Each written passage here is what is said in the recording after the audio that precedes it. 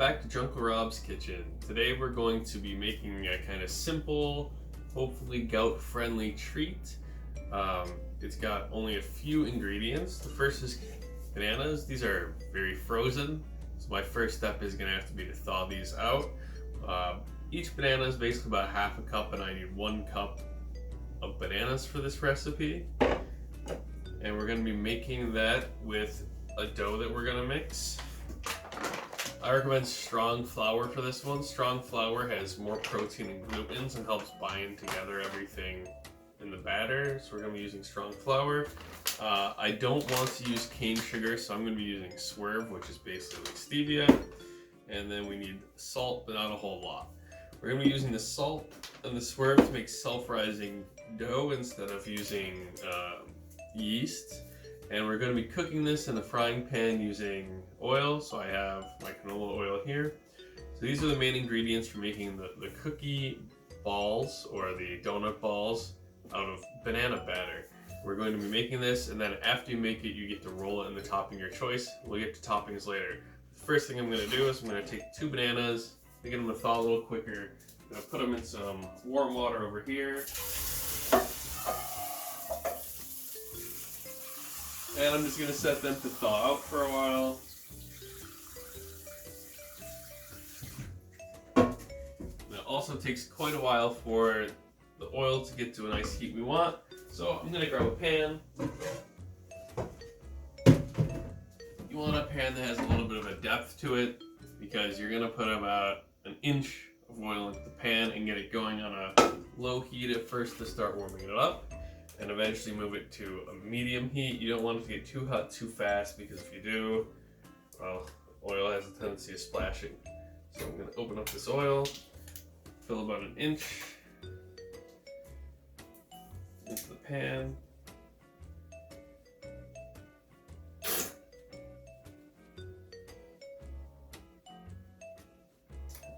And we're going to start this again on a low heat, slowly warm it up. So you're probably wondering, this may not be the healthiest snack because you're frying it, but you can eat fried food on gout. Everything's in moderation. You don't want to eat a lot of fried food. And most of this, what I'm going to make today, I'm probably going to be giving away to friends and coworkers, not myself. So I'm going to put this over here and let it start warming.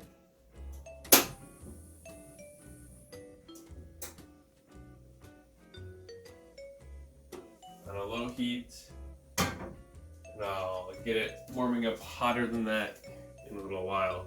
While I'm waiting for bananas, I'm going to mix my dry ingredients here. So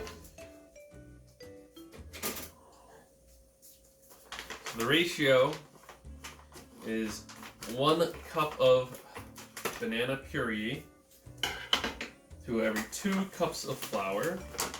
So we're going to aim for 2 cups of flour here to start.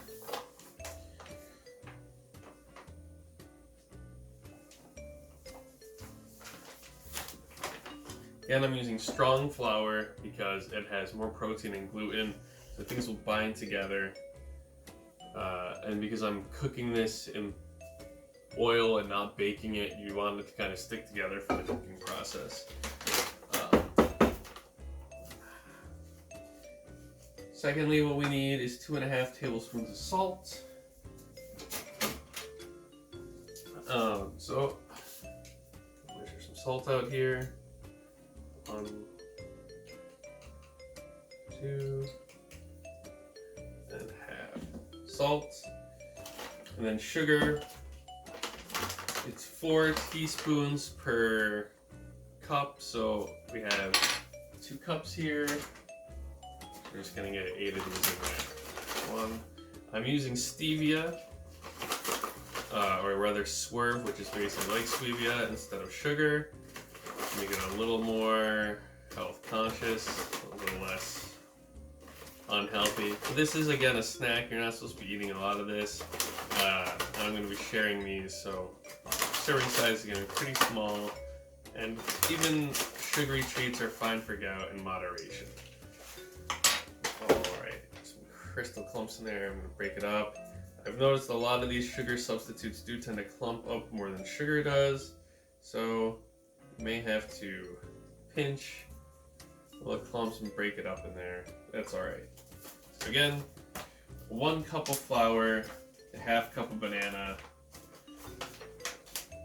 to 2.5 tablespoons of the salt, 4 teaspoons of stevia. And then I'm just gonna mix this up with a rubber spatula, because we're gonna be waiting for the bananas to thaw. Stir, stir, stir. Easy, easy.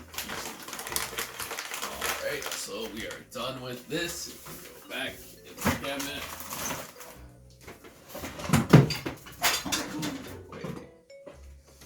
Alright, so after we make the mix, we're eventually going to be making balls to go into the oil, and then we're going to be taking the balls and we're going to use those balls as our base donut, and we're going to roll them in different mixes. So I'm going to show you one mix I've already made. This mix is something I used for making monkey bread, so it's left over. It's this light brown. It's a mix of brown sugar, cinnamon, and swerve that baked into the monkey bread. Give it a nice sweet taste. So that's one thing I'm going to use. Next thing I'm going to make is I'm going to attempt to make here with my coffee grinder. So if you take a coffee grinder and you grind coffee, you end up getting you grind sugar, you end up getting confectionery sugar. So we're going to grind the brown sugar.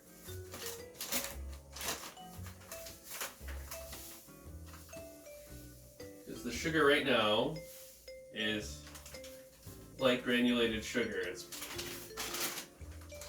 I'm going to pop the top on here. We're going to give it a bit of a buzz.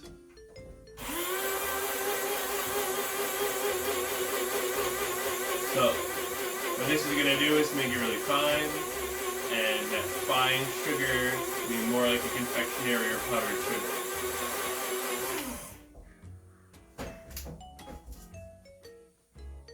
Okay.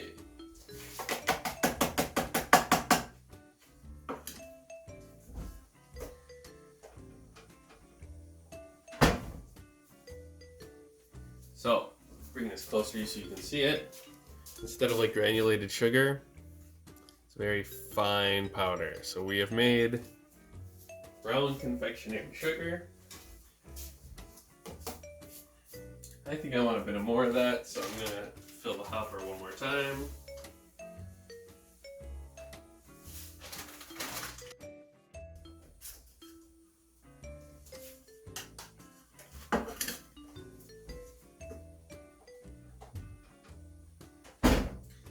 So I'm not going to add anything to this one. This one's just going to be like confectionery brown sugar.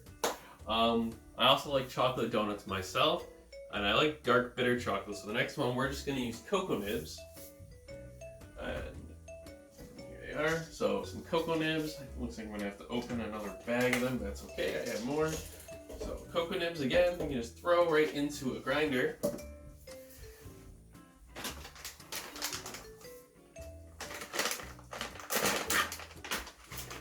I like to use these for coffee and lots of other stuff, so I keep a lot on hand. Cocoa nibs are actually not too bad for gout because there's not a lot of actual natural sugar content. I like the bitter dark chocolate taste a lot, so it's a good thing to help flavor things up. It isn't bad for you. Okay, so let's pop it on and grind it.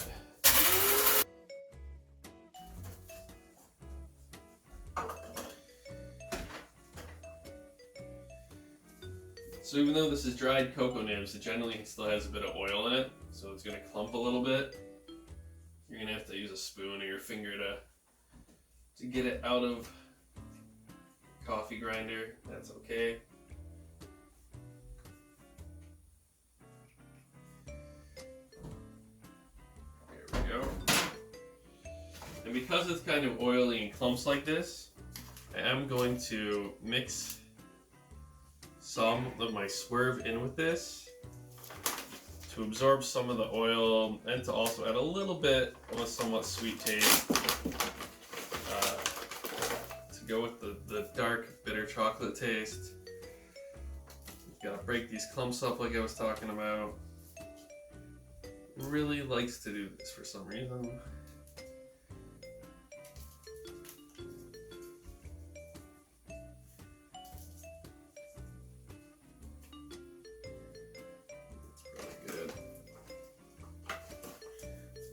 So I'm just going to take a spoon, mix this up.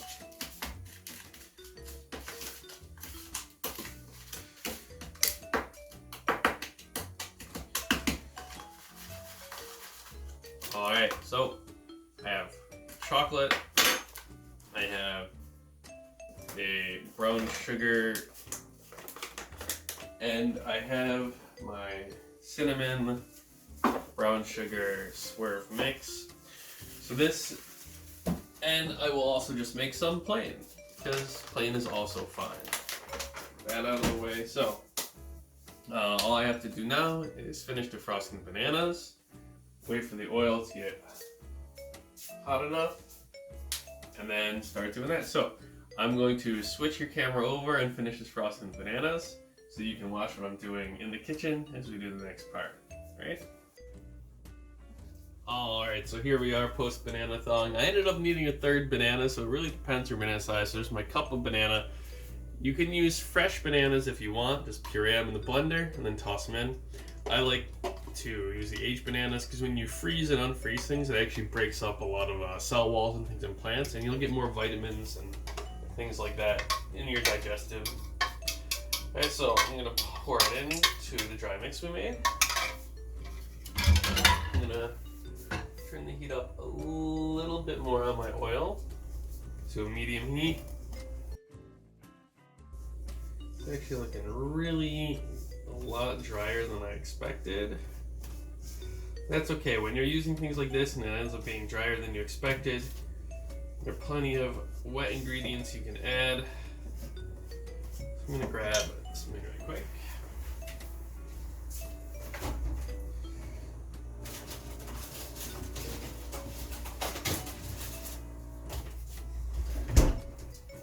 Something's looking really dry, there's always ingredients you can add. In this case, I might add some yogurt to this. I'm going to mix it up just to be sure because, yeah, it's looking really, really dry.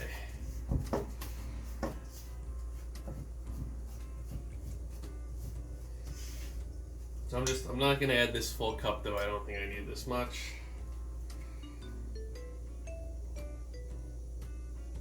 If I can get it open. Here's not what to do.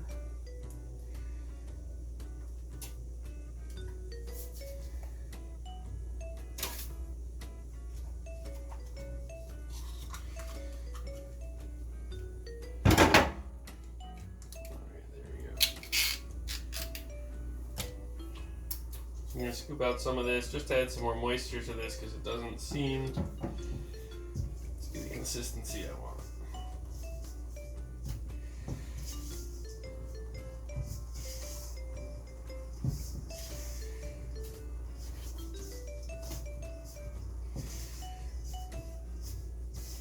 Alright, I'm just going to add all of the rest of this, I guess.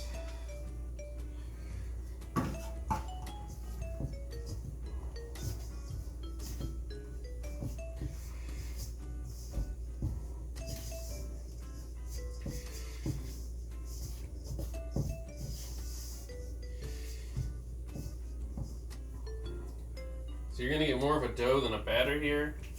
I'm gonna just knead this a bit. Now that's been mixed. There we are. All right, so you can of course scale this up if you want to make more or less.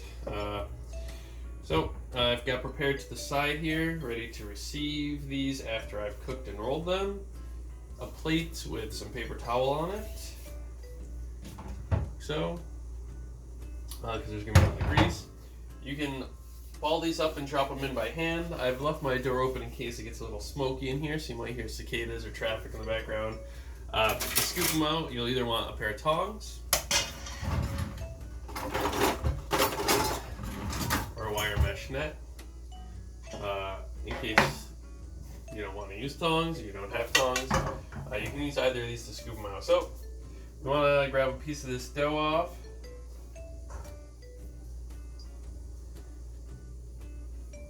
Roll up to the size you like. Doesn't have to be beautiful because it can be fried and delicious either way. I'm just going to roll it down into the oil there. And it's at the right heat because it's sizzling away pretty good. Roll this one down in there too.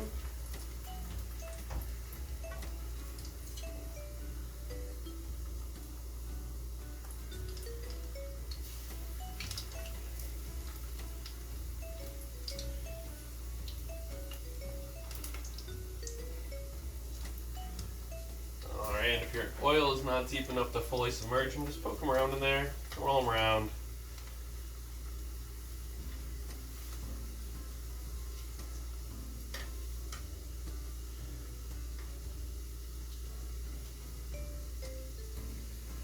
If you have two people, you can have one person just keep adding them while you roll them around and pull them out when they're ready.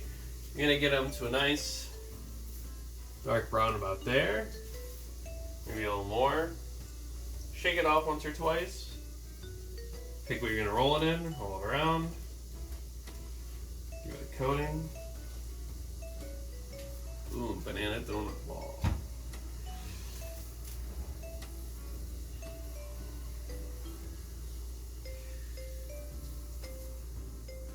I'm going to do 1, 1, 1, 1 all the way through these mixes so I get an equal amount of each type.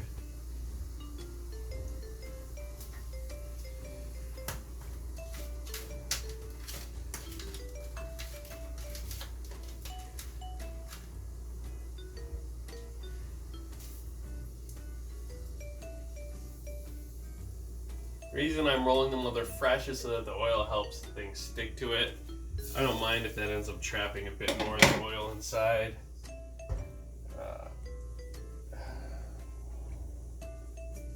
Alright, roll that in.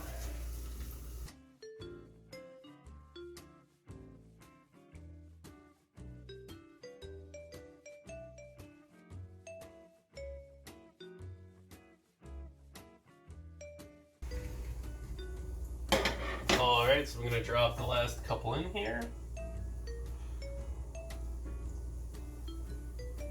Roll it up.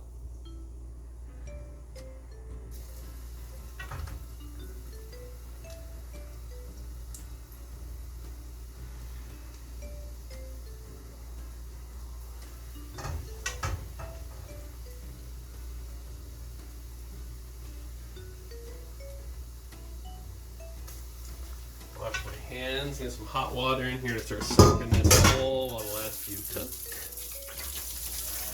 So it looks like I've got 23, so about 2 dozen, depending on the size you make them, out of this recipe.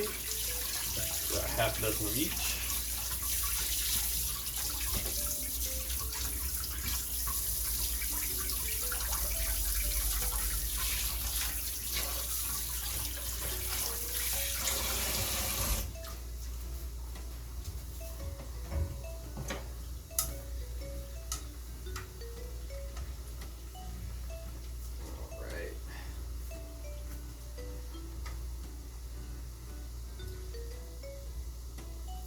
Another reason you might want to use a melon scoop or ice cream scoop or size consistency. I'm not too worried about that. Flavor is king.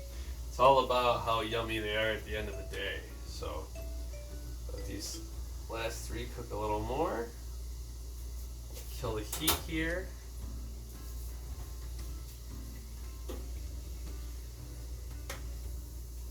See, it's got that like gold banana bread patina, which is nice. Yeah. Roll this one around in my cinnamon mix. My brown sugar, confectionery sugar mix.